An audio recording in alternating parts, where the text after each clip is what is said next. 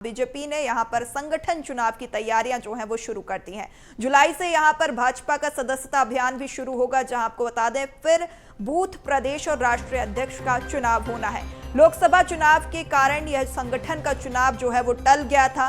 30 जून को यहां पर जेपी नड्डा का कार्यकाल समाप्त हो रहा है और अब पार्टी में संगठनात्मक चुनाव की प्रक्रिया तेज हो सकती है। जहां आपको बता दें 6 जुलाई को श्यामा प्रसाद मुखर्जी की जयंती से अभियान शुरू हो सकता है।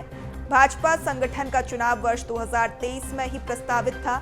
हर बूथ पर आपको बता दें 100 नए लोगों को पार्टी के साथ जोड़ने का लक्ष्य है। मिस कॉल देकर सदस्यता मिलेगी, जहां सदस्यों की पुष्टि भी की जाएगी। बूथ कमेटी, मंडल, जिला, प्रदेश और राष्ट्रीय अध्यक्ष का चुनाव की प्रक्रिया दिसंबर तक पूरी हो जाएगी और यहां पर अब भारतीय जनता पार्टी की तैयारियां तेज होती हुई। ज्यादा जानकारी लेंगे, सहयोगी मनोज हमारे साथ लगातार लाइव बने हुए हैं। मनोज, अब यहाँ पर भारतीय जनता पार्टी की जो संगठनात्मक चुनाव की प्रक्रिया है वो भी यहाँ पर तेज होती हुई।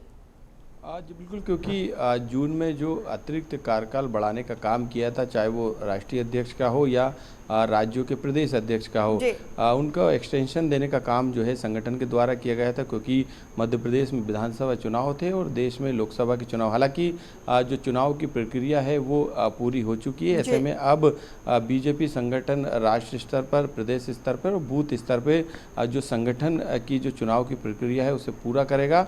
जुलाई में जो है जो नए सदस्य हैं उनको बनाने को लेकर जो है अभियान संगठन के द्वारा चला जाएगा। बूथ स्तर की कार्यकारिणी हो या प्रदेश स्तर की कार्यकारिणी हो या राष्ट्रीय स्तर की कार्यकारिणी, अब इनके भी चुनाव होंगे। ऐसे में संगठन को मजबूत करने के लिए नए लोगों को जो है संगठन में चुनाव के जरिए जिम्मेदारी दी जाएगी। जी बिल्कुल मनोज, जिस तरीके से 30 जून को यहाँ पर जो है राष्ट्रीय अध्यक्ष जेपी नड्डा का कार्यकाल समाप्त हो रहा है, लेकिन कयास लगाए जा रहे हैं कि उनके कार्यकाल को बढ़ाया जाएगा। आज बिल्कुल, क्योंकि उनके कार्यकाल को इसलिए नहीं बढ़ाया जाएगा क्योंकि मोदी कैबिनेट में जेपी नड्डा को जगह मिली है, उन्हें मंत्री बनाया गया है। ऐसे में उनकी जगह पे अब राष्ट्रीय स्तर के चेहरे की तलाश की जा रही है। कई नाम राष्ट्रीय स्तर पे संगठन के तौर पर सामने आए भी हैं, लेकिन अभी क्योंकि एक चुनावी प्रक्रिया संगठन की है, उसको पूरा करने के बाद जो है उस चेहरे को सामने लाया जाएगा। हो सकता है चुनाव की स्थिति ना बने, सर्वसम्मति से उस नाम को राष्ट्रीय अध्यक्ष के लिए चुना जाए।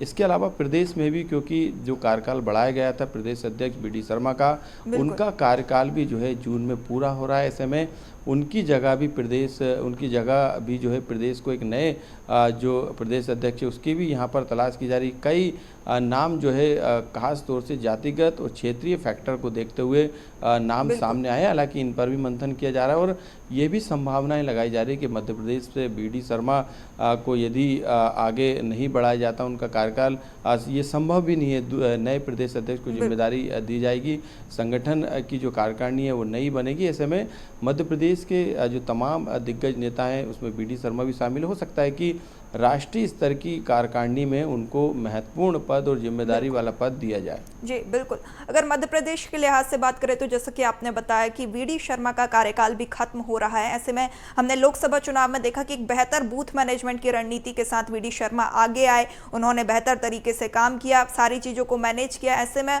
उनकी जगह पर अब किसे जो है ये जिम्मेदारी मिल सकती है? जी बिल्कुल, क्योंकि मोदी कैबिनेट में भी उनके नाम की चर्चा थी। हालांकि मोदी कैबिनेट में उनको जगह नहीं दी गई, लेकिन प्रदेश के संगठन को उन्होंने बखूबी जो है मजबूत करने का काम किया। इसका परिणाम विधानसभा के चुनाव में देखा गया। प्रचंड जीत जो है 2023 के विधानसभा चुनाव में बीजेपी को मिली।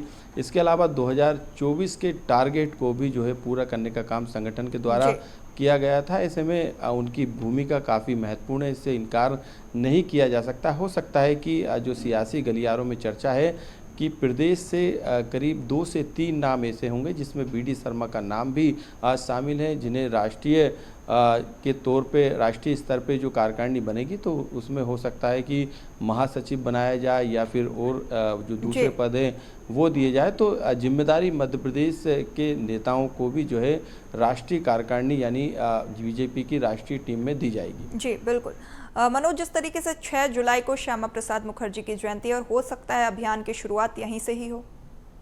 हाँ बिल्कुल, क्योंकि पूरा जो प्लान है, जो कैलेंडर है, वो बीजेपी ने तमाम पदाधिकारियों को बताया है संगठन के स्तर पे, क्योंकि बूथ स्तर से ये चुनाव की प्रक्रिया शुरू होती है। लेकिन उससे पहले क्योंकि जो प्रोसेस है उसके तहत बीजेपी संगठन जो नए सदस्य है उनको बनाने का काम करता है। ऐसे में हर बूथ स्तर पे जो है सदस्यता अभियान चलाया जाएगा। श्यामा प्रसाद मुखर्जी की जो जयंती है उस दौरान ये कार्यक्रम जो है पूरा जी। जारी किया जाएगा। और अभी फ़िलहाल कोई ऐलान तो नहीं किया गया है बीजेपी संगठन के द्वारा, लेकिन जल्द ही चुनाव की जो प्रक्रिया है उसे शुरू किया जाएगा। क्योंकि मनोज, क्या जो कुछ लक्ष्य फिर भी हर बूथ पर कितने सदस्यों को जोड़ने का पार्टी का लक्ष्य रहेगा?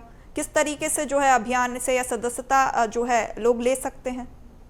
जी बिल्कुल, क्योंकि चुनाव से पहले सदस्यता दिलानी पड़ती है, यानी सदस्यों को जोड़ना पड़ता है, नए सदस्यों को बनाना पड़ता है। क्योंकि संगठन का जो स्ट्रक्चर है वो कहीं ना कहीं अनुशासन और नियम और प्रावधानों के तहत चलता है, तो ये एक उसी का हिस्सा है। ऐसे में 100 सदस्यों को जोड़ने का जो है टारगेट रखा गया है। हालांकि ये चुनावी दौर में जिस तरीके की सदस्यता दिलाई गई थी, ये उस तरीके की सदस्यता नहीं रहेगी। ये सदस्यता अभियान जो है चुनावी प्रोसेस के तौर पर रहेगी।